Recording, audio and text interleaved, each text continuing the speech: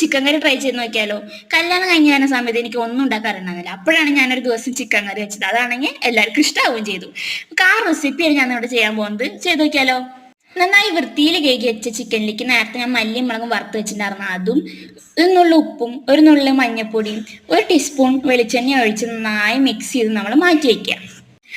ഒരു ചട്ടിയിൽ കുറച്ച് വെളിച്ചെണ്ണ ഒഴിച്ച് ചൂടായി വരുമ്പോൾ നമ്മുടെ സബോളയും കുറച്ച് ഉപ്പും ഇട്ട് നല്ല ഒരു ബ്രൗൺ കളറായി വരുന്ന വരെ വഴറ്റുക. നമ്മുടെ തക്കാളി അങ്ങോട്ട് എടുത്തിടുക. എന്നിട്ട് മൂത്ത് വരുമ്പോൾ അതിലേക്ക് പച്ചമുളകും ഇഞ്ചി വെളുത്തുള്ളി പേസ്റ്റും കുറച്ച് വേപ്പിൻ്റെ ഇല ഇട്ട് ഒന്ന് സെറ്റാക്കി ഒരു കടും കാപ്പി കളറാകുമ്പോൾ നമ്മൾ നേരത്തെ മാറ്റി വെച്ചിട്ടുണ്ടാകും നമ്മുടെ ചിക്കനിലേക്ക് തട്ടിയിട്ട് നല്ല മിക്സ് ചെയ്ത് സെറ്റാക്കി വെച്ചിട്ട് നമുക്ക് ആവശ്യത്തിന് വെള്ളം ഒഴിച്ചിട്ട് ഒന്ന് അടച്ച് വെച്ച് വേവിക്കാം.